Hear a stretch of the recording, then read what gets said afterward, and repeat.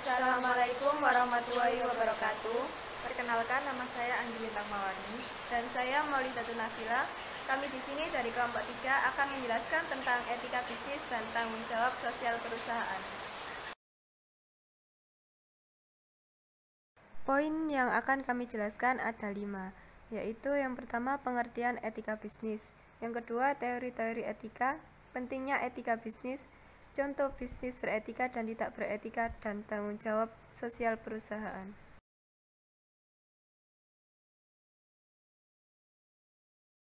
Yang pertama yaitu pengertian etika bisnis. Etika bisnis merupakan pengetahuan pedagang tentang tata cara pengaturan dan pengelolaan bisnis yang memperhatikan norma dan moralitas melalui penciptaan barang dan jasa untuk memenuhi kebutuhan masyarakat dan memperoleh keuntungan melalui transaksi.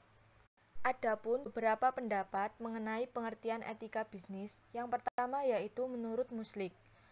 Menurut Muslik, pengertian etika bisnis adalah suatu pengetahuan tentang tata cara ideal pengaturan dan pengelolaan bisnis yang memperhatikan norma dan moralitas yang berlaku secara universal.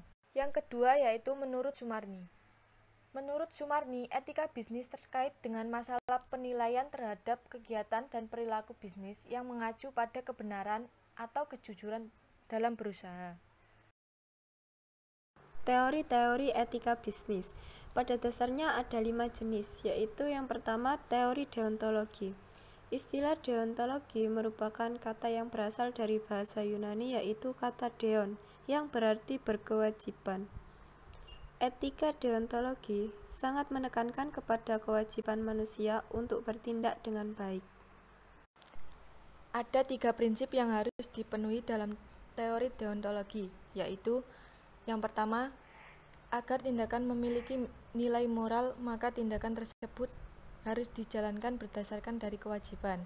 Yang kedua yaitu tindakan yang memiliki nilai moral tidak tergantung pada tercapainya tujuan dari tindakan tersebut, tetapi tergantung pada kemauan baik yang mendorong individu untuk melakukan tindakan itu.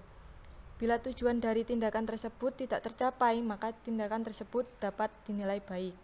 Yang ketiga yaitu konsekuensi dari kedua prinsip di atas, maka kewajiban adalah hal yang mutlak dilakukan dengan berdasarkan sikap hormat pada hukum moral. Yang kedua yaitu teori teleologi. Teleologi merupakan istilah kata yang berasal dari kata Yunani yaitu telos, yang berarti tujuan. Teori teleologi adalah etika yang mengukur baik buruknya tindakan berdasarkan dari tujuan yang hendak dicapai dengan tindakan tersebut. Di dalam teori teleologi, terdapat 2 pembahasan yang muncul, yaitu yang pertama egois. Teori egois memandang bahwa perilaku moral dapat dianggap baik apabila lebih menguntungkan dibandingkan merugikan bagi individu yang melakukan tindakan moral. Meskipun tidak selalu harus dapat memperdulikan kesejahteraan orang lain, jadi intinya dari teori ini adalah tindakan yang dilakukan seseorang pada dasarnya memiliki tujuan untuk mengajar kepentingan dirinya sendiri. Yang kedua, utilitarianisme. Teori utilitarianisme ini adalah teori turunan dari teori teologi, di mana suatu tindakan bisnis dapat dikatakan baik jika tindakan tersebut dilakukan dapat memberikan manfaat kepada sebagian besar masyarakat dan konsumen. Yang ketiga yaitu teori hak asasi. Teori hak asasi ini dapat mengatasi berbagai dilema moral dengan terlebih dahulu menentukan hak dan tuntunan moral mana yang terlibat di dalamnya. Di dalam teori hak asasi, setiap orang memiliki hak atas dirinya dan orang lain harus menghargai hak setiap orang. Dan yang keempat yaitu teori keutamaan etika bisnis. Pada teori keutamaan, konsep kepuasan menjadi dominan untuk dibahas karena setiap orang merasa harus diutamakan dalam memenuhi kebutuhan yang diinginkan. Yang kelima yaitu teori relatif. Pada teori ini menyatakan bahwa etika itu bersifat relatif karena pada dasarnya dalam kondisi normal, perilaku seseorang cenderung bersedia berperilaku baik. Permasalahan akan timbul karena individu hanya fokus pada dirinya sendiri dan mengabaikan interaksi dengan pihak luar, sehingga mereka membuat keputusan hanya berdasarkan kriterianya sendiri. Dan untuk selanjutnya yaitu pentingnya etika bisnis. Etika bisnis memberikan sangat banyak sekali manfaat positif dalam jangka waktu yang pendek maupun jangka waktu yang panjang bagi perusahaan. Dan bahkan dengan menjalankan etika bisnis yang baik, sebuah perusahaan bisa mendapatkan nilai dan kepercayaan lebih dari masyarakat, negara, dan bahkan dari kompetitornya. Etika dalam bisnis juga diperlukan karena bisnis bisa menjadi tidak etis dan ada banyak bukti bahwa terdapat praktik perusahaan yang tidak etis. Alasannya yang pertama yaitu karena apapun bisnisnya tidak mempengaruhi stakeholder. Yang kedua yaitu karena setiap titik tindakan merupakan lintasan etis serta jalur tidak etis di mana keberadaan bisnis dibenarkan oleh alternatif etis dan yang bertanggung jawab memilih. Contoh bisnis beretika dan tidak beretika. Bisnis beretika. Bisnis beretika ialah bisnis dengan kinerja unggul dan berkesinambungan yang dijalankan dengan menaati kaidah-kaidah etika sejalan dengan hukum dan peraturan yang berlaku. Contohnya, suatu perusahaan yang bergerak di bidang makanan. Perusahaan ini memiliki ide atau berinovasi menambahkan resep baru pada makanannya. Maka dikatakan perusahaan ini tidak melanggar aturan karena perusahaan ini tidak mencontoh resep dari perusahaan lain. Karena dia memiliki inovasi sendiri, maka perusahaan tersebut akan memperoleh izin produksi hak paten dan dapat mengajukan izin makanan pada dinas setelah memiliki perizinan, izin produksi, dan izin lainnya.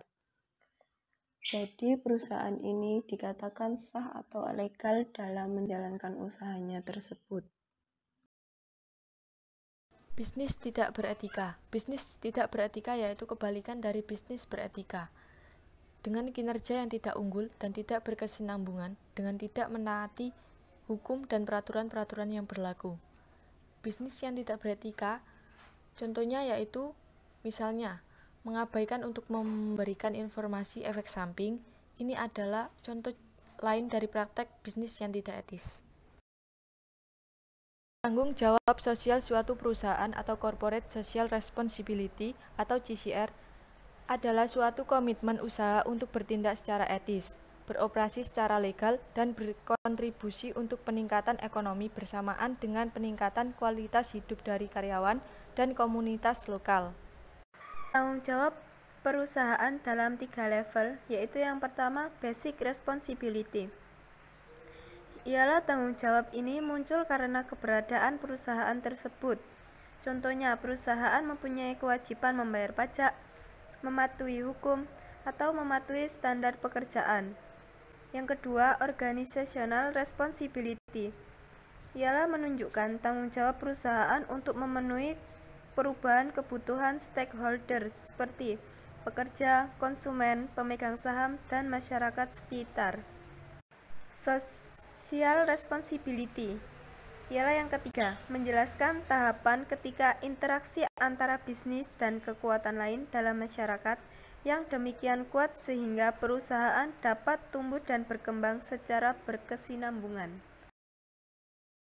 Sekian presentasi dari kelompok kami. Jika ada salah kata maupun ucapan, kami mohon maaf yang sebesar-besarnya. Wassalamualaikum warahmatullahi wabarakatuh.